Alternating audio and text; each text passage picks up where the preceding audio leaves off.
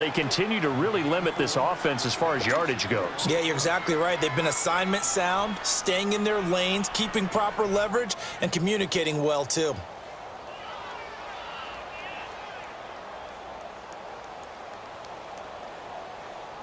This offense in desperate need of a conversion as they come up on third down.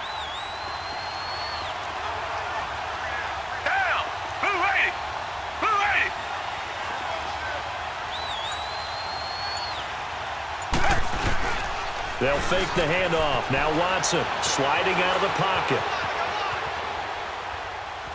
He can run for it, and he will. And he's able to get it to the 33. Good enough for a first down.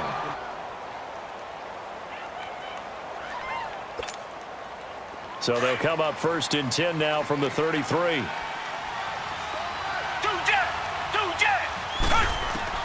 On first down, it's Watson. And the Falcons get there. The Falcons get the sack. Down he goes. Brooks Reed in there to pick up his 2nd sack now of the afternoon.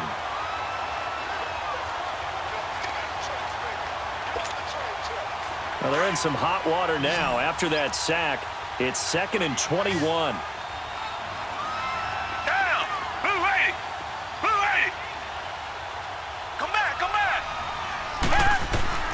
From the gun, Watson. Caught here by Griffin. And he's able to get out to the 32, brought down there. They'll wind up getting 10 back as that sets them up for third down. Obviously, this has not been a banner game throwing the football. So what you got to do, you got to kind of down focus, don't you think? Find the tight end, take some easier completions. The interception last drive. There he hits the reliable target. He finds his target, Fuller. And able to get this one across the 45 before he's brought down. Good gains there back-to-back for Houston in the passing game and another first down. Now a first down throw. Watson looking left side and he's got a man. It's Fuller. Back-to-back nice gains. That one for 14 yards and another first.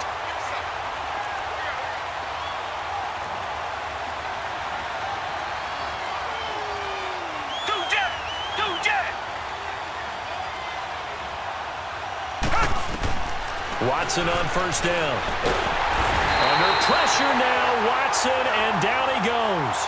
This has been a tough one for this offensive line. It appears almost like they've been on roller skates this entire game, the way they've been pushed around. 6 sacks given up in this one.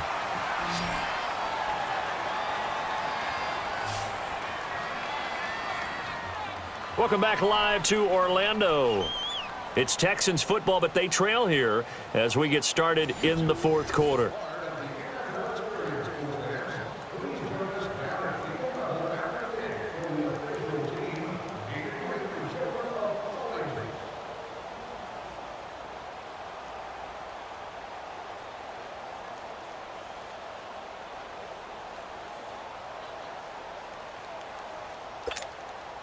Protection certainly going to need to be a bit better here on 2nd and 16. Come back, come back. Down. Move ready. Move ready. Watson operating from the gun. Got his man complete over the middle. That's Hopkins. And he'll go down, but not before getting this inside the 30. He's up now to 80 yards receiving in the ball game, and he's got a first down. On 1st and 10, Watson. And he fends him off. And now he'll tuck it and run. Back-to-back nice plays, 12 yards that time and a first down. Looks to me, partner, like he's learned a little bit because earlier in the game, I think he was trying to force a lot of throws into some windows that just weren't open. Yeah, the interceptions had plagued him, especially a second interception, really a bad throw. So maybe a better decision there. Yeah, no doubt about it. I think he learned from earlier in the game, and he's applying it now.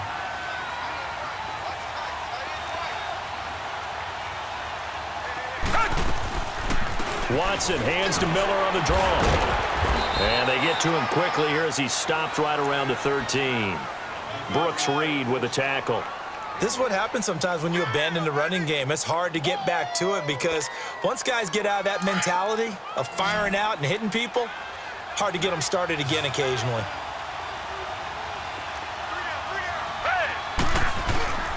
Watson off play action. Underneath for Miller. And they'll go backwards here, losing yardage to the 14. It'll go as a loss of a yard, and it'll set up third down. The Texans on third down. They've converted 4 times out of 6. Not bad. This is 3rd and 10. To throw is Watson. He dropped it. Couldn't hang on in the end zone. So no 6 points, incomplete. Anytime a defense can sit back in a zone like that, it tends to create a lot of congestion in the middle of the field. Makes it very hard to slot one in. Looked like I-4 at rush hour in your hometown of Orlando, Florida. An absolute mess. And they're indeed going to go for it here on 4th down. So trailing here in the last quarter. Let's see how this plays out.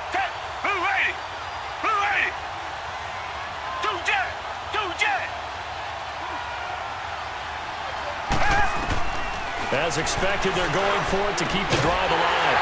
And guys, man, it's caught. Touchdown, Houston.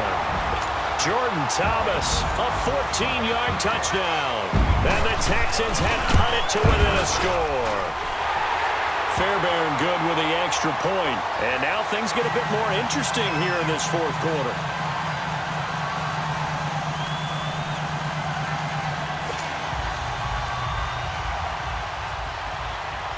Fairbairn now to kick this one away. This is taken about 7 yards deep.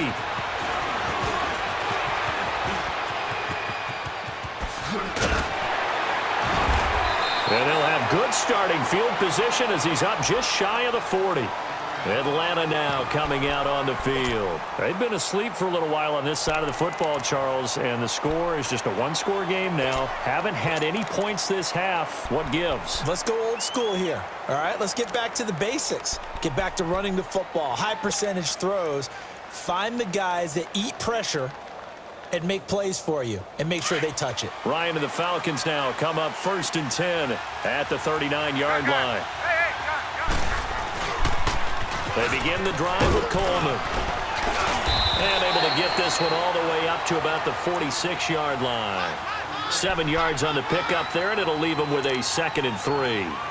And when do they start thinking about burning these timeouts? They've got all 3 still defensively. To me, you have to start right now. Here's the time, and that means you've got to stop them on defense, not give up the yardage, use your timeouts in order to get the ball back and try and score yourself. But now is the time to start using those timeouts. And keep in mind, it'll also stop the clock at the 2-minute warning. On 2nd down, Ryan. And he almost had it defensively. Could have been a game changer there in this second half. Instead, it's 3rd down.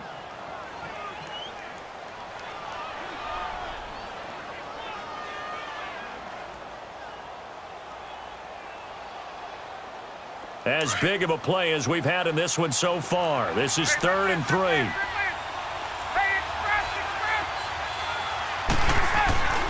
Ryan. It's caught. Jones. And he takes this one down almost all the way to the 30. And now, defensively, they're going to burn their first timeout. Remember, they get an extra time built in coming up here shortly at the 2-minute warning.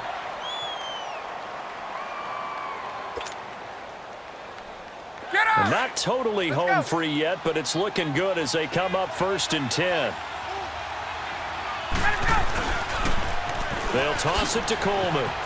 Oh, that's just not fair, and now room to run. Touchdown, Falcons. Tevin Coleman, his 2nd touchdown of the afternoon. And the Falcons will add on to their lead. Bryant's extra point up and good, and it's now 21-7.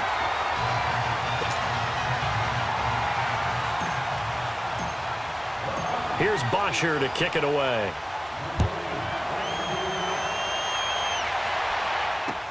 That's fielded in the end zone.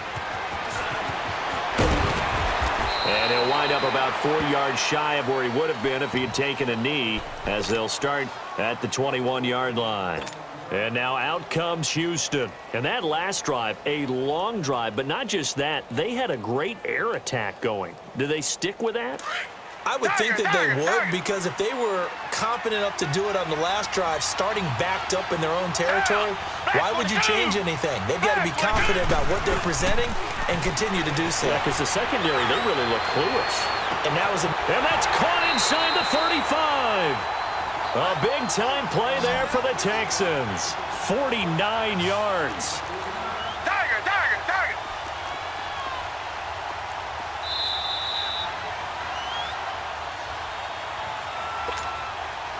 Time for a break. We'll come back and see this one out after this.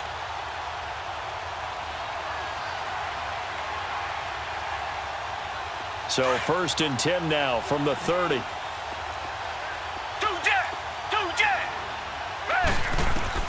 To throw is Watson. Throwing on 1st down. Flush to his right. He'll get 8 on the scramble there. It'll be 2nd and a couple. Okay, he's not going to get the 1st down, but this is still a nice job of buying some time and then running to get to the sideline and get out of bounds and avoid the big hit.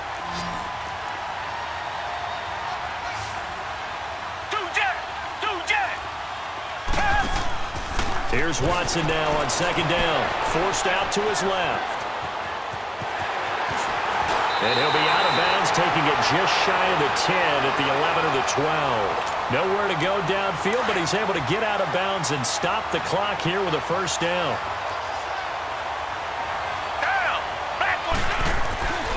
Now a play fake here on 1st down. And this is caught now for a late touchdown. So hold everything here. This one's not over yet. Okay, game on. Don't go anywhere yet. You got a 1-score game now. Probably going to rely on the onside kick coming up. Yeah, they have to. It's not a high percentage play, but it's better than not having a chance at all. And that's when you put your leapers and your flyers on one side, get that high hop, and hope that one of the guys can come up with it. And on the other side, get that hands team ready. No doubt about it. This is taken about 7 yards deep. And he'll take it back to about the 19-yard line. Atlanta now coming out on the field. And we have seen a lot on the scoreboard here in this quarter. So sometimes you talk to me about tendency breakers on offense. These defenses struggling. Are there tendency breakers on defense? All defensive coordinators keep something in their hip pocket for these types of situations. What can we do to slow down the onslaught?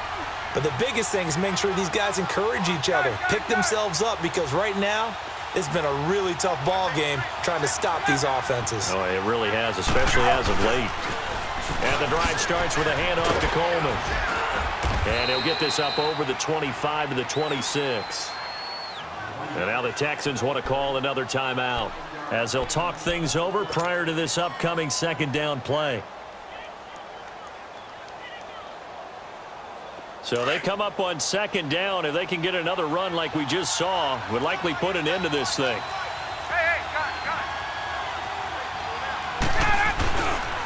They stay on the ground. Again, it's Coleman. And they'll take him down at the 31-yard line. And play is stopped here. Timeout. It's the defense calling the timeout here. And they'll be disappointed to have to burn one there after giving up the 1st down. And not totally home free yet, but it's looking good as they come up 1st and 10. Coleman now. It's a loss of a yard there, and now 2nd down. I know when I was a kid, I always got real excited when I saw those lateral-type runs. But the best backs that made it happen, they put a foot in the ground and just go. That didn't happen there. That play got swallowed up. You'd have to think likely another running play coming here, 2nd and 11. Here's Coleman on the toss. Found a little room there as he's up to about the 37. 7 yards on the carry. Make it 3rd and 4 coming up. Charles, why didn't they just take the knee there? You're asking the question that I'm asking as well, because we've seen a lot of football where coaches decide maybe they get a little greedy. I don't know if they're doing it for stats or for what reason. We've seen it happen in college. And how about in the NFL? The miracle of the Meadowlands. All they had to do was take a knee and the game was over. The Giants ran it one more time. Ball popped free. Philadelphia picks it up and wins the game. What year was that? 1978. I think it was in November. Well, as always, partner, an extreme pleasure to share a booth with you. I have to say, I am impressed at your discipline because you came here and you said you were not going to eat any of the media buffet.